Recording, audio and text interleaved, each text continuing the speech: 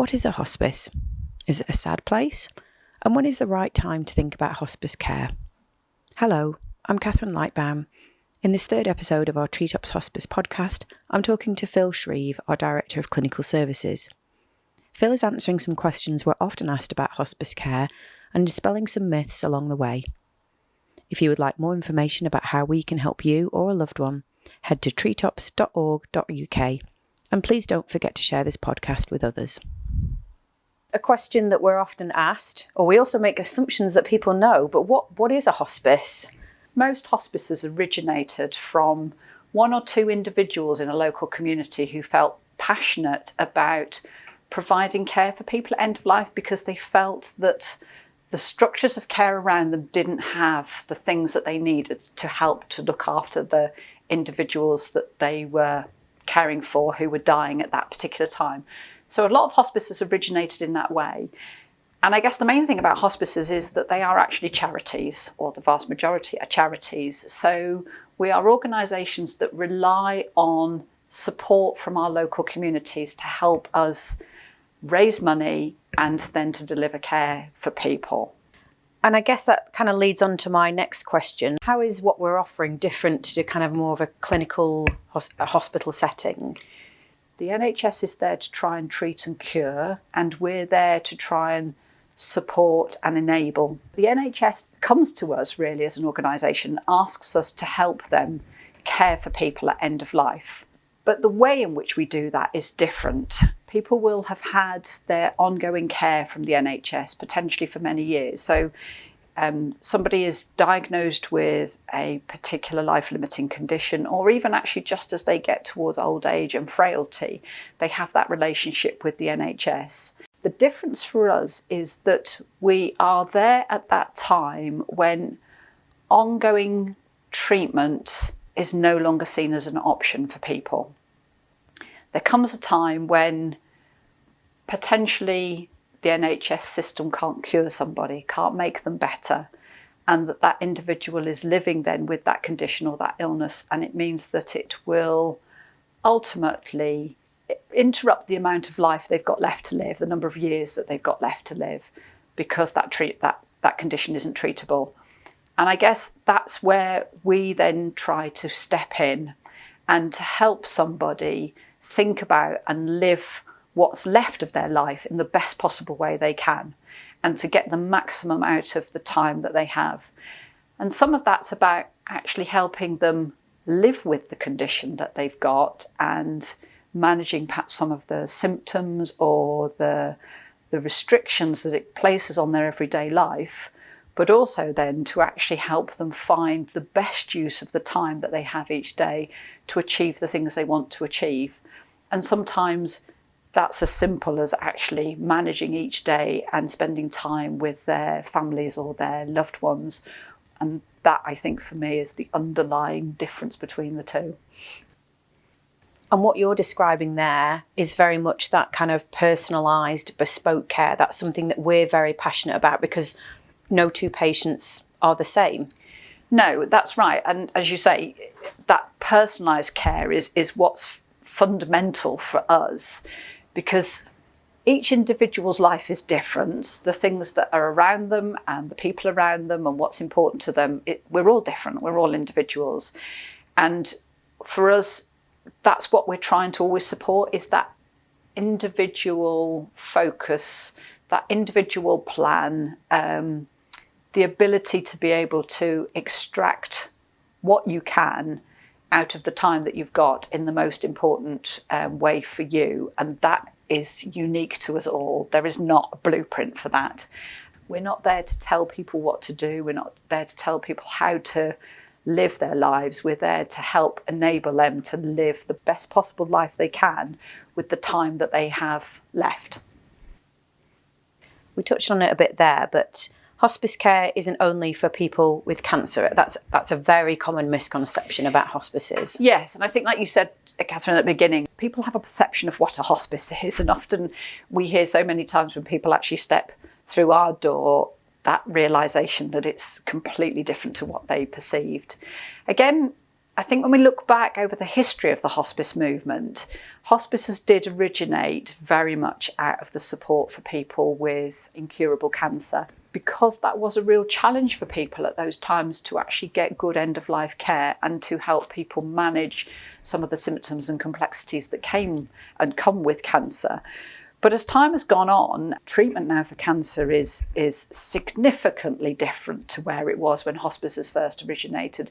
You know, the vast majority of people now who go through the experience of having a cancer at some point in their life do come through that having been treated to a point where they're cancer-free and they're getting on with their lives. And so actually hospices over time have used their expertise and knowledge to actually help us evolve as organisations and to think about actually how we support people generally who are end of life.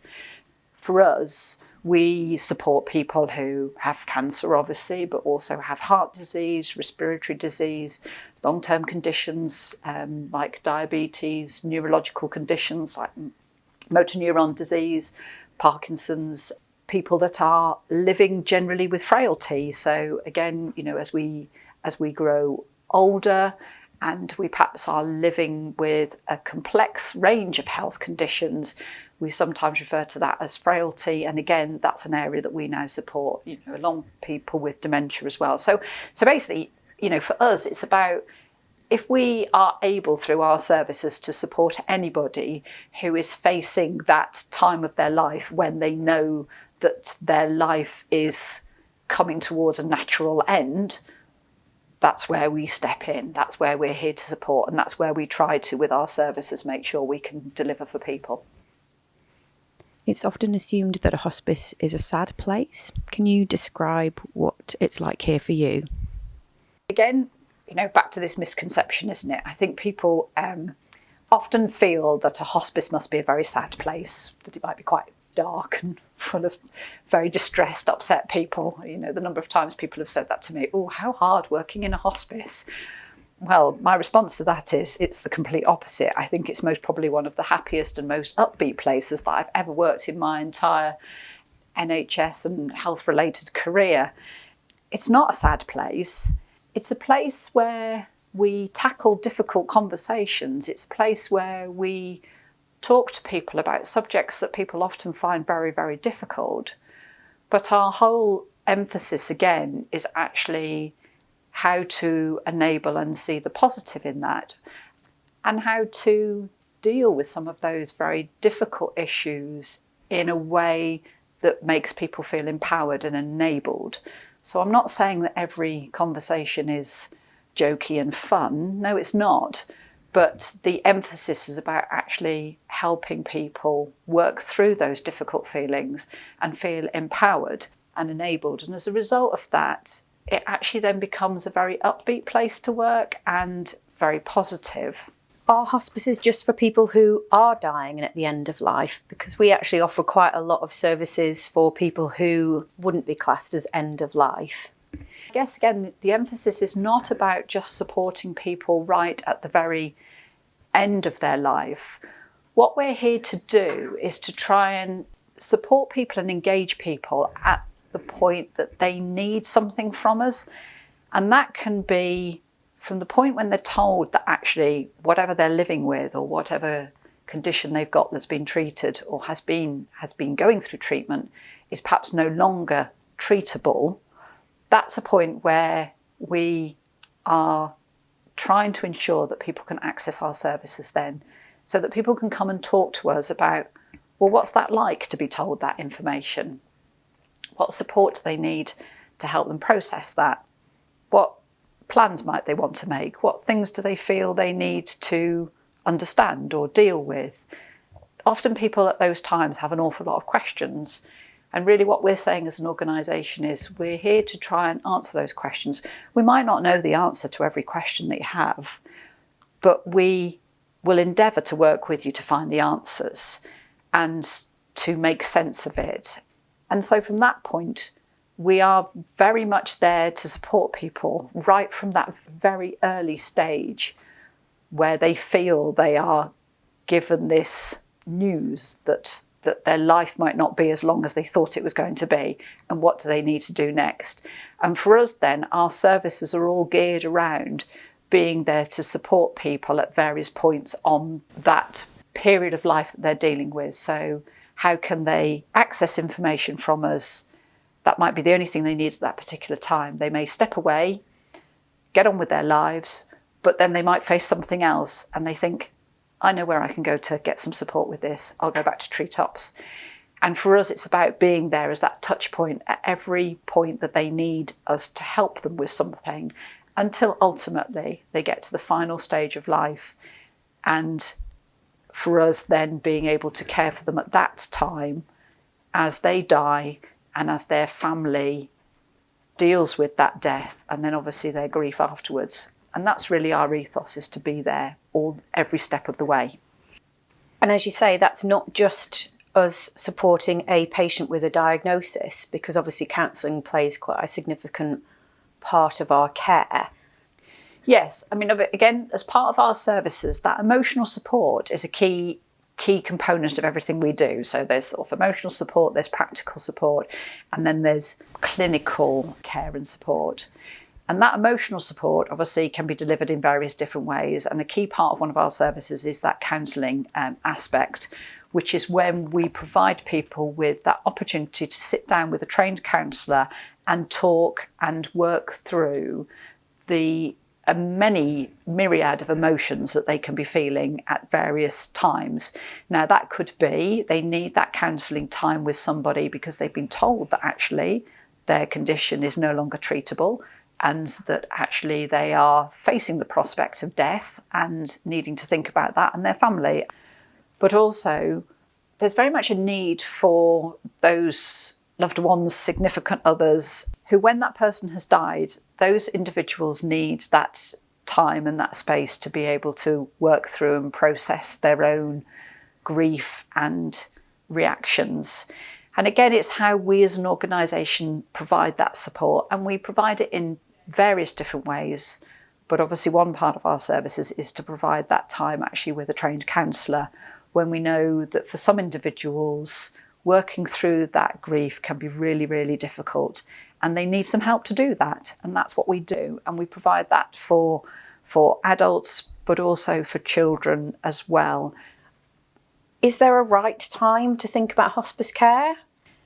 Yes, I think, again, historically, if you said to somebody, well, have you thought about, talking to your local hospice, their reaction might be, oh, I'm not ready for that yet. I'm not about to die. And I guess that's one of those myths that we try really hard to bust, is that actually your relationship with your hospice, your local hospice, is a very valuable one at any point, really.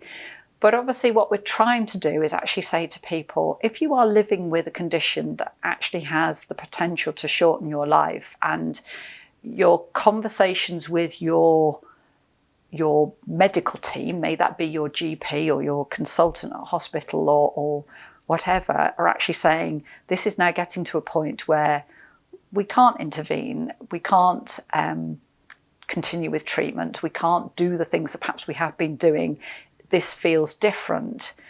For me, that's the point when actually I want people to feel, oh, I could go and see those people at Treetops and have a conversation with them.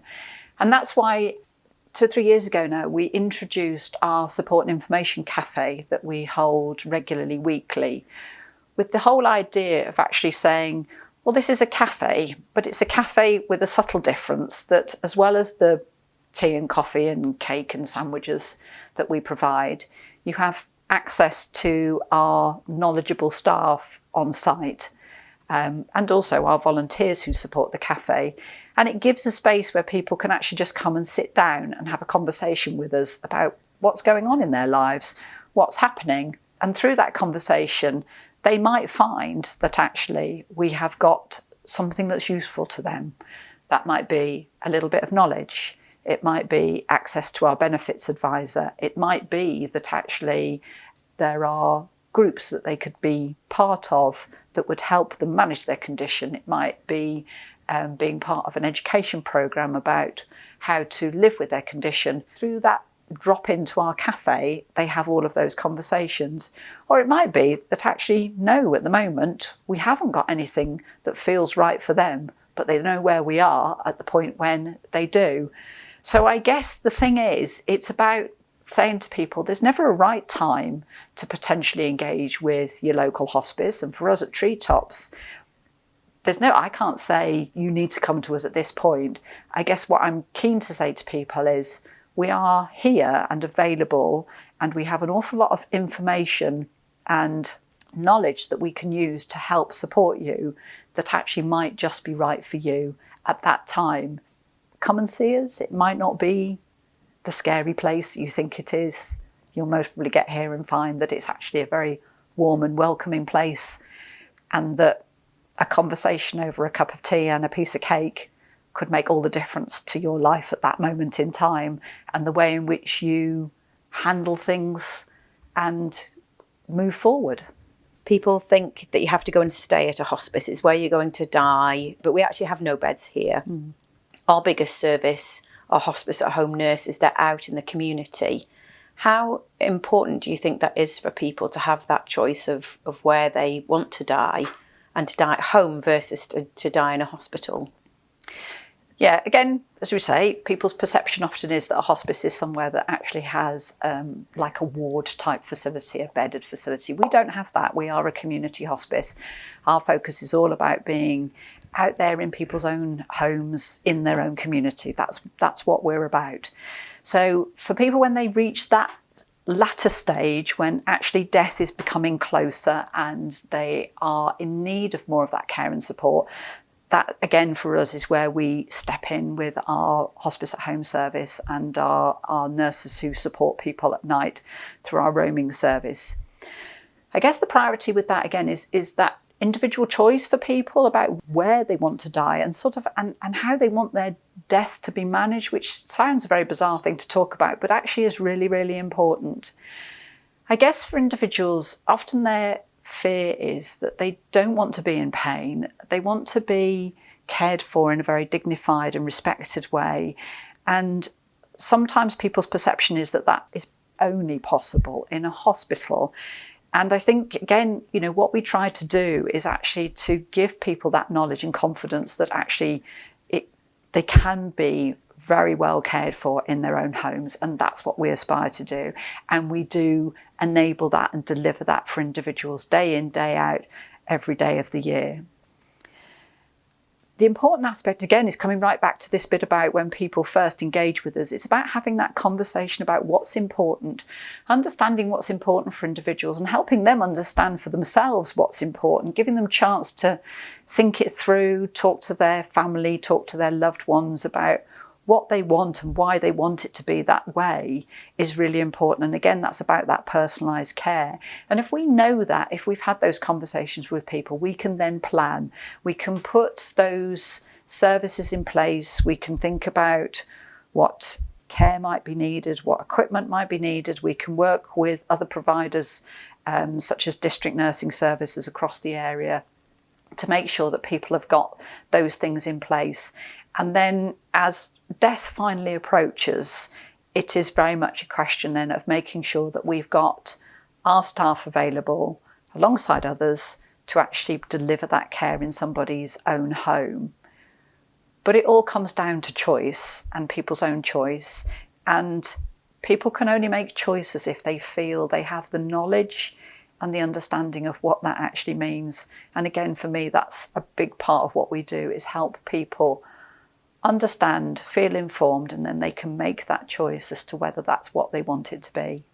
And it's those open and honest conversations that perhaps some of our patients feel they can't have with family and friends. It wouldn't be a natural conversation to talk about the fact, I'm dying, I want to die at home, these are my end of life wishes. A lot of people choose not to have what we would call quite challenging conversations because, as you say, they're perhaps not enabled or don't have the knowledge. They're quite scared of talking about death and dying.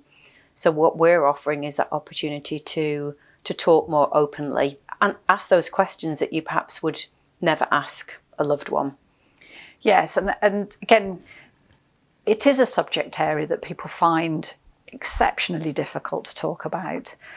I think sometimes we all like to think that we'll go on forever, but of course we won't. We can't. That's natural. That's what life is all about, is that life comes to an end. But individuals often find it very, very difficult to have those conversations. And I think sometimes, we're all bound up by some of those fears of somehow upsetting another, or that if we talk about it with our families, are we causing them distress? Or equally, sometimes for those people around an individual, their difficulty with raising that conversation or wanting to dismiss it, and the number of times we hear people say, I can't talk to my nearest and dearest about this, because they sort of say, oh, don't be silly, we're not talking about this yet, or that's not going to happen, or it's not going to happen for ages. And the danger is that the it's not going to happen, or it's not going to happen for ages, keeps getting put off and put off and put off. And what is worse is for somebody to get to the point where either they individually or their loved one is actually getting quite close to death. And suddenly this awful realisation of not knowing what it was that that person wanted, or how they want to be cared for, or making the wrong decision, or feeling that you might get it wrong by making the choices that you make. And what we're trying to do is create the environment for people to have that difficult conversation in as comfortable a way as possible. And what we often find is that if people can start that conversation with us here, it then becomes easier for them to talk about it with their nearest and dearest outside of this building. And that's a significant step forward for people. The main thing is that we are here to offer our support and our knowledge. And from that point on, we can then make a decision as to how best we can help. So I guess the key thing is trying to say to people, just approach us, come and talk to us, come and open up a conversation with us about what's actually happening for you as an individual, either you because you're living with a condition, or you as an individual because you're caring for or connected with somebody who you can see is at that stage in life. Come and have a conversation with us, and between us we'll work out what's the best way for us to help and support you. And as I said earlier, it might be that it is one of our services. As you say, Catherine, we have a range of different ways in which we support people, and we refer to those as our services as an organisation. But actually, the main thing is about having a conversation with us and then letting us work out with you what we can best offer. And then if it's not us, actually who else out there in the community could offer that support? Because, we're not all answers to everybody. We can't do all things for all people, but what we do have is an awful lot of knowledge about what else is out there and what people can access and what's right for them at the right time. And through that process of signposting people, again, our aim is to actually ensure that people get what's right for them at the right time. And then it might be that they then come back to us and they do engage with one of our particular services. But we don't want people to try and decide themselves of the services we offer, which one is the right one for them, because they might not choose the right thing, and we want to ensure that they get the right thing. So it's always the conversation with us first.